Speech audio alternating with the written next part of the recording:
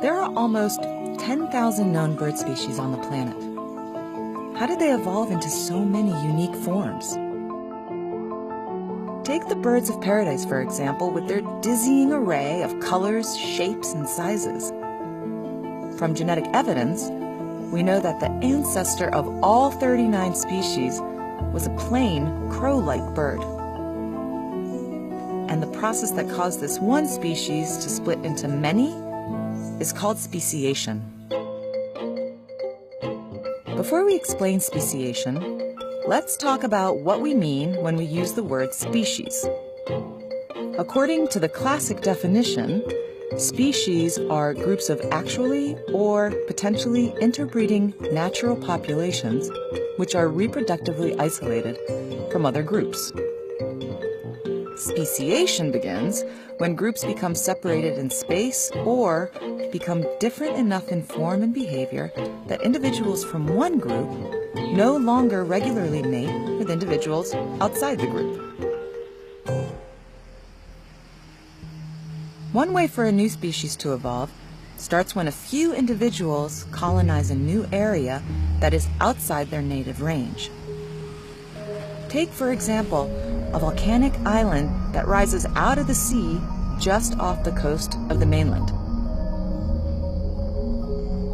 Over millions of years, as the island grows larger and less volcanically active, plants begin to grow, but there are no birds here yet. Then one day, birds from a common species on the mainland are blown over by a storm and start a new population. If these birds move between the island and the mainland only rarely, the conditions for reproductive isolation are set, and the brand new island population is on its way to becoming a new species. Over thousands of generations, the two populations will be shaped by natural and sexual selection into separate forms, each with a unique genetic fingerprint. But at what point are we confident that this island population has really changed enough to become a new species? Well, let's put our definition to the test. If we introduce a female from the mainland species to a potential mate from the island after 200 generations in isolation, about 400 years in bird terms, will they mate? It appears that these two still recognize each other as members of the same species. How about after another 1,000 generations of isolation? Now, the female finds this island male's song a bit strange, but she still chooses to mate with him. What if we fast forward again to 10,000 generations of isolation? This time, the female doesn't even recognize the male song and is completely uninterested. If this female's mating preferences are widespread in the population, we now have two bona fide species, mainland and island. But these kinds of dating matchups don't happen in reality.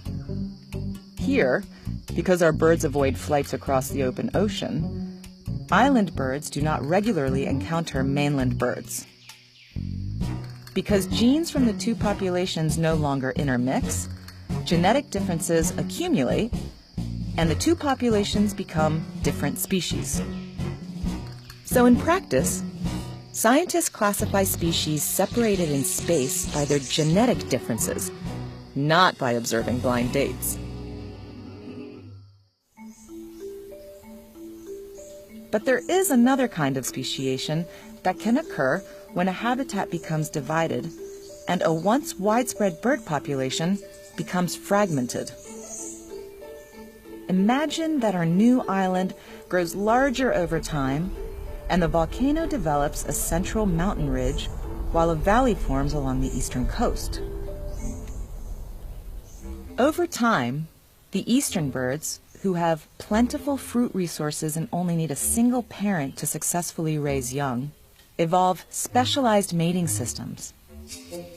males compete for multiple mates and, to get noticed, evolve fancy plumage and display behaviors.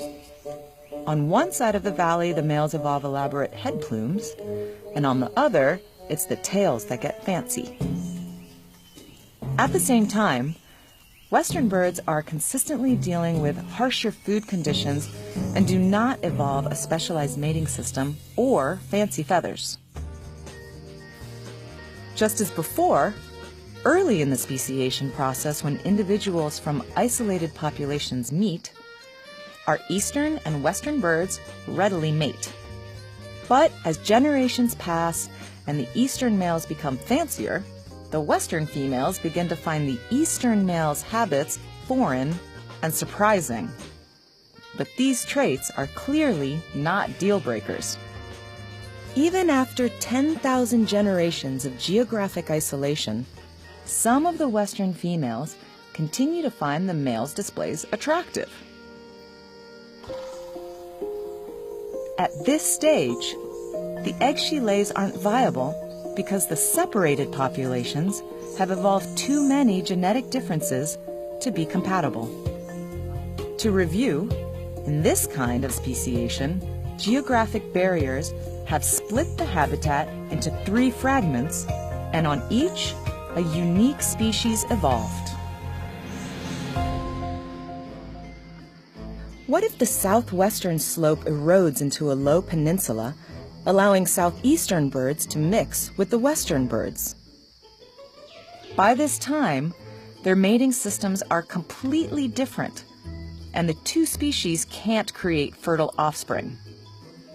Now, related species can coexist, but because they no longer successfully interbreed, there's no going back.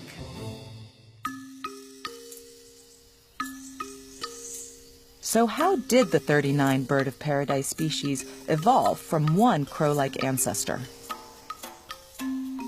New Guinea and the surrounding islands where birds of paradise evolved have changed dramatically throughout geologic time, repeatedly isolating populations. Over thousands of generations in isolation, natural and sexual selection have morphed the fragmented populations into a wonderful array of colorful species. The process of speciation is ongoing, and split after split, new and unique organisms evolve. Incredibly, all those 10,000 bird species we see today evolved from one single bird ancestor. And it's thanks to the evolutionary processes driving speciation that our planet is home to such impressive biodiversity.